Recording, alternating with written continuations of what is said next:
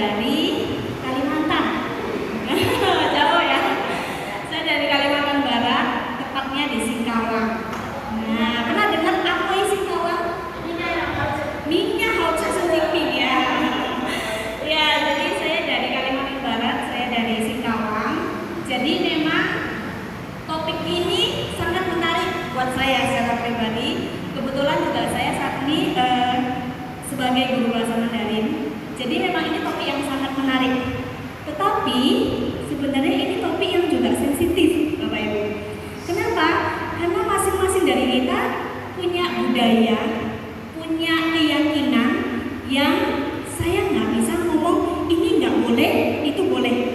Maka Bapak Ibu, daripada nanti salah, jadi saya banyak merangkum dari berbagai sumber yang saya rasa itu cukup akurat ya. Jadi dari Katekismus Gereja Katolik, kemudian juga dari pendapat beberapa romo, kemudian dari Alkitab pastinya ya.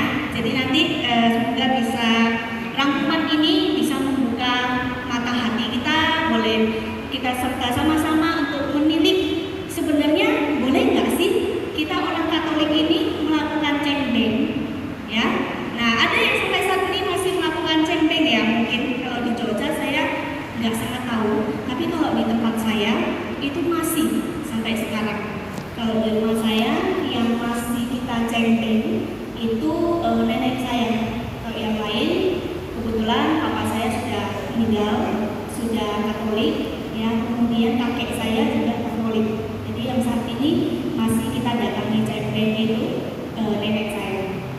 Nah, karena saya dari kecil dibesarkan dengan budaya Tionghoa yang cukup kental ya. Jadi dari kecil saya ikut keluarga melakukan cengbeng, segala macam prosesi yang ada ya. Nah, kita lihat dulu ya Bapak Ibu. Oke, ya. Apa sih itu cengbeng atau kata lainnya adalah saumu? Ya, coba baca Bapak Ibu. Saumu. Wih, keren. Ya, oke. Ini? Oke. Ya, ya. Oh, harus kuat tenaga. Ya, baik Bapak Ibu. Cengbeng itu sebenarnya dari kata bahasa Mandarin namanya Qingming. Ya, Qingming. Jadi biasanya kita ngomong Qingming Jie, tapi ini adalah satu-satunya festival yang kita tidak boleh ngomong selamat merayakan cengbeng ya, gitu ya. Kalau selamat merayakan Imlek, selamat merayakan makan bakcang, pejut, terus mooncake dan sebagainya, itu boleh kita ngomong selamat. Tapi untuk festival ini ya biasanya kita tidak ngomong selamat merayakan cengbeng ya, karena ini memang bentuk sebuah doa ya. Kita lihat lebih dalam lagi. Nah, karena berasal dari kata Qingming, Qing itu adalah bersih, Ming itu jernih ya. Jadi memang kita datang sebenarnya untuk berdoa bagi orang yang sudah kita tinggalkan. Jadi sebenarnya boleh atau enggak sih cengbeng itu? Boleh ya, malah sangat boleh dan sangat dianjurkan Bapak Ibu. Karena apa? Karena itu tanda kita datang untuk berdoa bagi saudara kita, keluarga kita yang sudah berpulang lebih dahulu. Nah, awalnya sebenarnya itu adalah sebuah periode dalam kalender Tamiya, kemudian berkembang menjadi hari untuk mengenang leluhur. Nah, asal usulnya tidak saya ceritakan karena banyak versi. Ada yang ngomong dari dinasti Kang, dinasti Song dan sebagainya ya. Saya juga nggak terlalu mengulik dinasti-dinasti itu ya. Yang jelas ini ada sampai saat ini. Nah, saya sangat suka dengan kata saumu. Saumu itu sebenarnya artinya adalah sau itu adalah membersihkan ya, atau menyapu. Mu itu adalah kuburan. Jadi saumu sebenarnya adalah saat kita datang untuk membersihkan kuburan. Maka kadang kita lihat ada kuburan yang sangat bersih, ada kuburan yang mungkin tidak terlalu bersih ya. Nah, ini karena keluarga melakukan yang namanya saumu. Jadi biasanya kalau di tradisi saya, kita datang ya, lalu membersihkan dulu, bersihkan, kemudian biasanya pasti banyak sekali adik-adik sudah siap dengan sabit. Ya, sudah siap dengan sabit. Karena pasti kita minta mereka untuk membersihkan ilalang, rumput dan sebagainya. Nah, sehingga setahun sekali kita punya kesempatan untuk membersihkan sehingga bersih kuburannya saudara kita. Nah, jadi sebenarnya kata saumu ini adalah kita datang untuk membersihkan. Nah, itu berada di kalender Imlek, itu bulan 2 tanggal 26. Karena kalender Imlek itu kan beda ya dengan kalender nasional atau internasional itu. Jadi tahun ini itu kita memperingatinya di bulan April kemarin. Ya. Oke. Nah,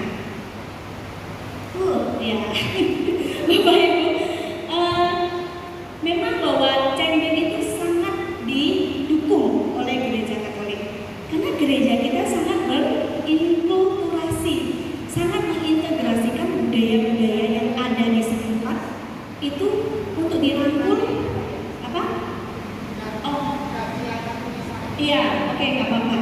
Jadi bagaimana gereja itu menempuh perjalanan bersama dengan seluruh umat manusia, bersama dengan dunia sebenarnya mengalami nasib keduniaan yang sama. Maksudnya apa?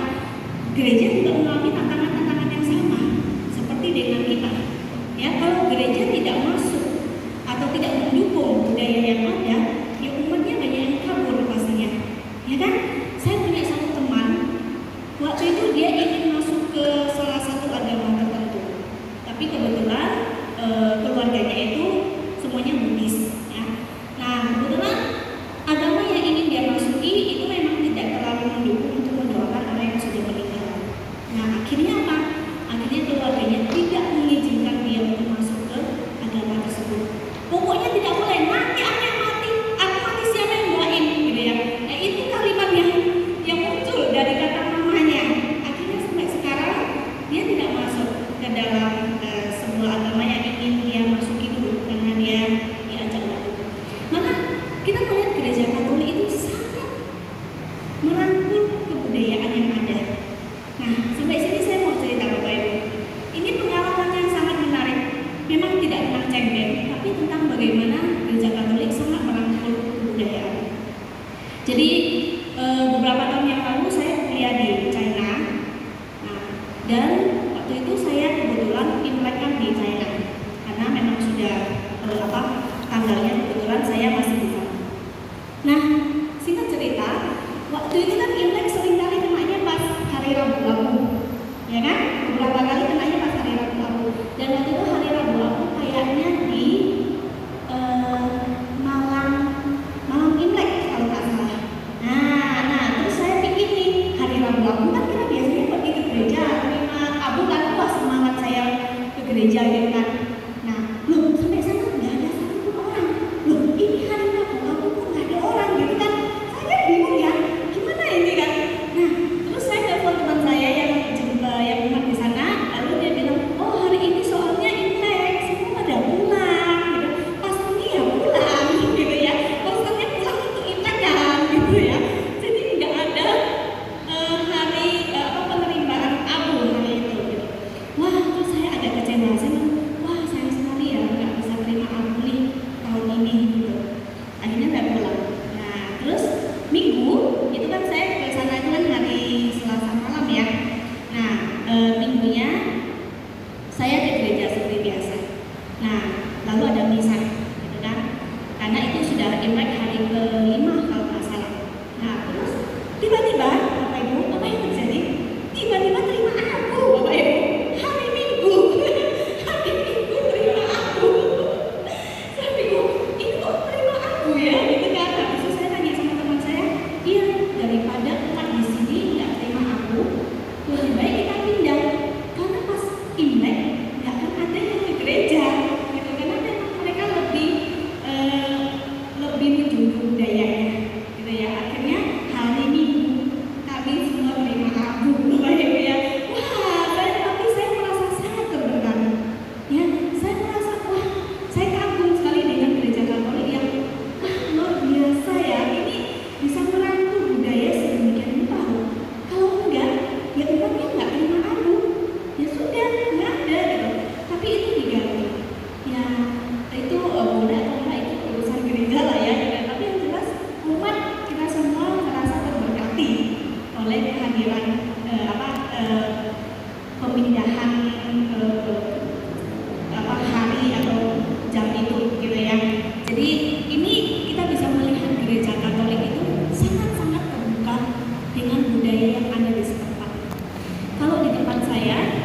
itu seringkali kalau pas Rabu malam itu kan harusnya kita pantang dan puasa, ya kan? Tapi seringkali kenanya Imlek. Nah, itu biasanya Romo udah ngomong, Bapak Ibu ya, kita boleh toleransi. Malam ini boleh nggak usah pantang puasa, ya kan? Ganti hari, ya kan, besoknya gitu. Jadi, wah, luar biasa Gereja Katolik bisa merangkul umat-umatnya, ya, sehingga ini, sorry,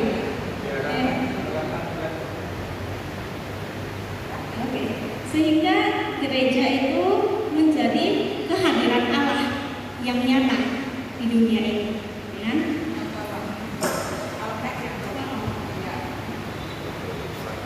Oke. Ya, ini segenap kami.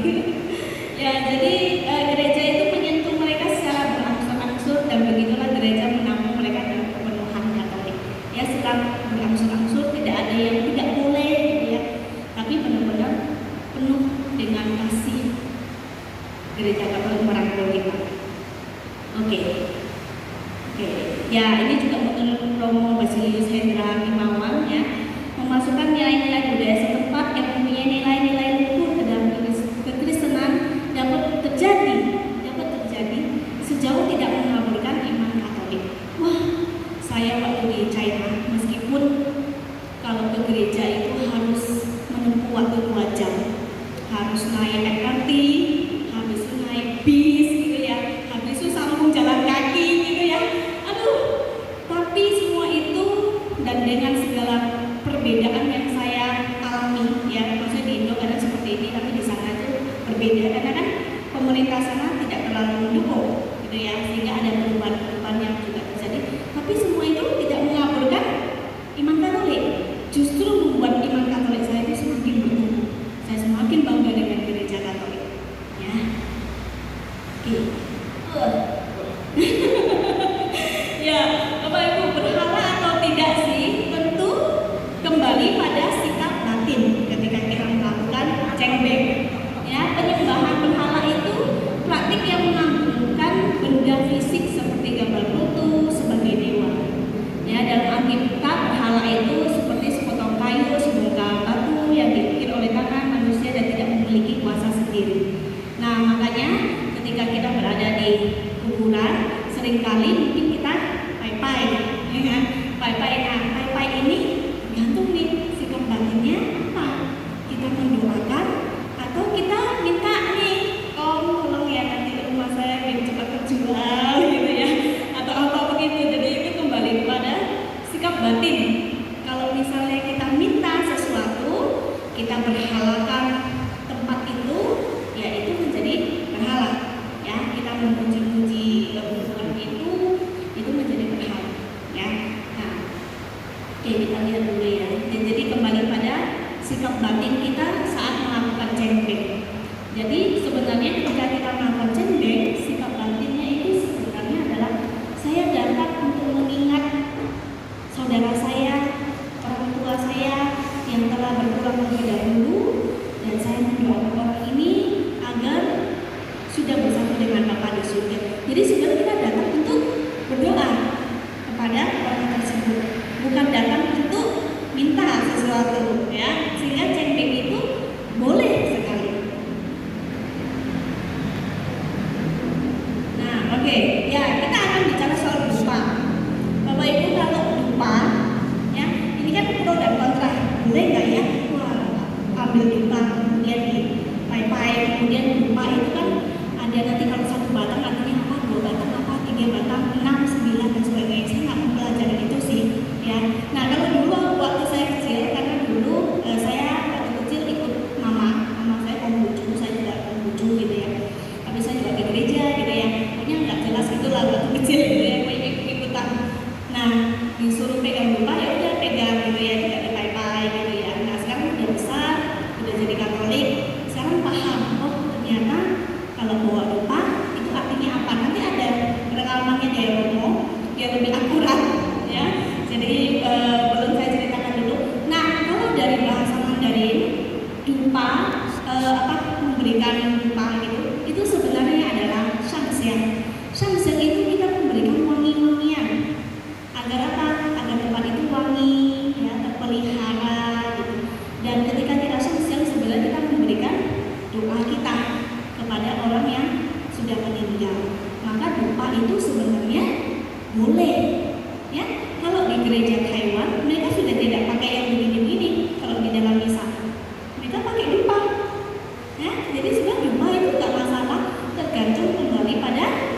sikap batin, ya. Apa yang kita lakukan ketika kita megang dupa itu? Apa yang kita ucapkan atau apa yang ada di dalam hati kita? Ya, jadi dupa itu awal sudah dikenal, ya, seperti kemenyan, asapnya wangi dan menjadi media pengiring doa dan sembahyang, ya. Oke, kita lihat satu video, ya.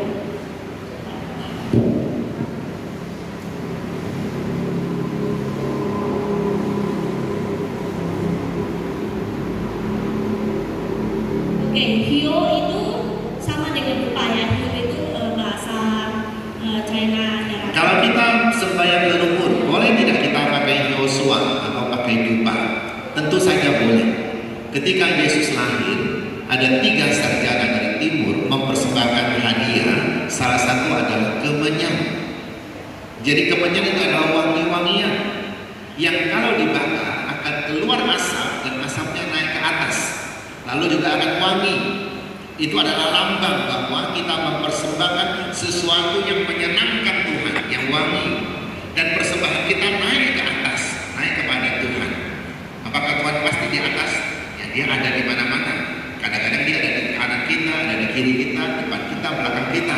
Cuma asap kan memang tidak bisa ke kanan kiri, ke depan belakang, dia hanya ke atas saja, kan? Itu hanya lambang saja. Nah, dupa itu ada macam-macam bentuk. Ada yang bentuknya seperti serbuk, dibakar sebentar sudah habis. Nah, bagi orang Tionghoa itu terlalu boros, maka orang Tionghoa membuat dupa yang lain yang lebih hemat, yang lebih tahan lama, yaitu serbuknya ditempelkan di lidi. Satu lidi itu kalau dibakar bisa bertahan kira-kira 1 jam, setengah jam sampai 1 jam, lebih lama bertahan daripada yang ditaburkan itu. Kenapa? Sekali lagi orang Tionghoa sering berpikir ekonomis untuk berhemat, makanya dia punya banyak simpanan. Jadi Yosua adalah sama dengan dupa-dupa yang lain. Kenapa kita menganggap tidak boleh? Itu karena ada orang-orang yang juga menggunakan Yosua untuk menyembah hal-hal yang tidak berkenan kepada Tuhan. Misalnya menyembah kepada kuasa-kuasa lain. Tapi itu urusan mereka. Yosuanya tidak bersalah, yang bersalah tentu orangnya. Yosua tidak pernah bersalah. Itu bersalah pun bersalah kepada Tuhan, bukan bersalah pada dia sendiri, kepada Tuhan. Karena itulah Yosua boleh dipakai tidak? Tentu saja boleh. Di gereja Taiwan orang jarang pakai yang begini-begini, orang pakai Yosua. Yang begini-begini ini adalah tradisi dari Romawi. Kita ada di Asia, kita pakai tradisi yang lain. Tapi kita pakai juga tradisi Romawi tentu saja. Jadi boleh tidak boleh. Cuma kita memegang Yosua, kita persembahkan kepada Tuhan, bukan kepada orang yang meninggal. Jadi jangan pernah bawa Yosua kita persembahkan pada yang meninggal, jangan minta, oh yang meninggal ini engkau atau ma atau siapa, tolong kasih saya jodoh, kasih saya rezeki, kasih nomor misalnya. Nah itu salah. Karena orang meninggal sudah tidak bisa berbuat apa-apa, tidak mungkin kasih rezeki lagi. Dia memerlukan doa dari kita.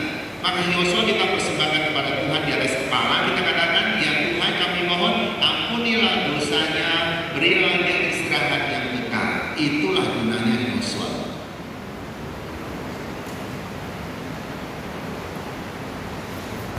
Jadi itu ya tadi penggunaan dupa atau Yosua. Jadi tergantung pada sikap batin kita, apa yang kita ucapkan, apa yang kita simpan dalam hati ketika kita mengangkat hio itu, ya, sehingga ini bisa menambah pengetahuan kita, ya. Oke, kemudian sajian makanan boleh atau tidak sih? Waduh, ini susah sekali, ya. Jadi ini juga bukan promo yang tadi, ya. Saya agak lupa nama promonya, ini dari Tiara. Dia mau Yedi, ya. Nah, mau Yedi dari Pontianak sekarang sedang di Medan kalau nggak salah, ya. Kayaknya seru loh kapan-kapan kita undang. Yang tadi itu cuplikan dari seminar. Wah, dia menjawab seluruh pertanyaan tentang budaya dan gereja Katolik. Menarik sekali. Nah, tentang Romo Yedi sebenarnya tidak perlu, ya, tidak perlu karena memang kita menyajikan makanan itu kan memang berharap dia makan. Nah, tapi kan sebenarnya orang yang sudah meninggal tidak perlu makanan lagi, ya. Tapi kan dalam keluarga kalau misalnya bilang kita menyajikan, ya masa kita menolak, ya sudah, nggak apa-apa, ikut saja. daripada terjadi perdebatan, ya kan? Terjadi pertentangan yang terlalu berlebihan, ya sudahlah kita ikuti saja, ya. Nah, jadi sebenarnya memang kalau boleh tidak, maksudnya tidak perlu, ya bukan tidak boleh, tapi tidak perlu. Ya, untuk sajian makanan dan juga untuk uang-uangan, bakar-bakar mobil-mobilan, rumah dan sebagainya gitu ya, itu boleh atau enggak? Itu tidak perlu, ya, tidak perlu.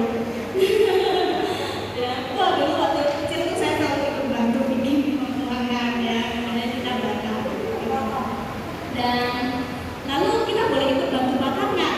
Nah, menurut Romo Yendi itu sebenarnya kalau memang sangat banyak uangnya dan disuruh bantu, ya sudah bantulah, gitu kata Romo. Ya, kalau bisa, ya tidak bisa. Bilang saja saya akan mengeluarkan dengan cara saya. Saya akan mempersembahkan keluarga saudara ini dengan cara saya kepada Tuhan saya. Tapi kalau memang disuruh bantu, ayo dong bantu nih, banyak banget ini, ya sudah, kita sekedar bantu, ya, ini kata Romo Yendi. Jadi ini kembali ke sikap batin kita. Oke, nah apakah kita boleh minta didoakan, ya? Apakah boleh didoakan? Tentu saja boleh, ya. Saya yakin kemarin-kemarin sudah banyak bahas tentang topik ini, ya, tentang bagaimana kita mendoakan arwah. Ya, tentu saja boleh didoakan. Boleh nggak diminta didoakan? Nah, sebenarnya boleh kalau sudah di surga. Jadi biasanya kita akan membuat rumusan doa seperti ini. Misalnya, Mak, kalau Mak sudah di surga, doakanlah saya yang masih berziarah di bumi. Ya, tapi bukan, Mak, tolong ya, Mak, tolong semoga saya nanti bisa cepat anak saya dapat jodoh, anak saya masuk ke universitas yang bagus dan sebagainya. Jadi bukan minta doa, tapi minta didoakan. Kalau beliau sudah di surga, jadi rumusannya minta pengampunan dulu akan dosa beliau. Saya mohon Tuhan ampuni dosa-dosanya, Mak, gitu ya. Dan kalau Mak sudah di surga, doakanlah saya yang masih berziarah di bumi. Nah, rumusannya seperti itu. Ya, karena apa? Gereja kita ada rumusan aku percaya, ya, percaya Roh Kudus, gereja Katolik yang kudus, persekutuan para kudus. Jadi ketika beliau ini sudah naik ke surga, mereka sudah masuk di dalam persekutuan para kudus. Maka kita percaya akan persekutuan para kudus itu. Jadi sangat boleh kita minta doa. Ya, amin. Amin. Oke. Ya, mendoakan Allah juga termasuk perbuatan yang mulia, ya. Namun janganlah terpengaruh kebiasaan tradisi leluhur setelah mendoakan lalu minta Allah keluarganya itu memberi rezeki, melindungi mereka yang hidup dan sebagainya, ya. Segala sesuatu yang kita minta kepada Allah atau roh lainnya yang bukan roh Allah adalah berhala, Bapak Ibu. Jadi jangan kita minta diberi rezeki, minta dilindungi, tetapi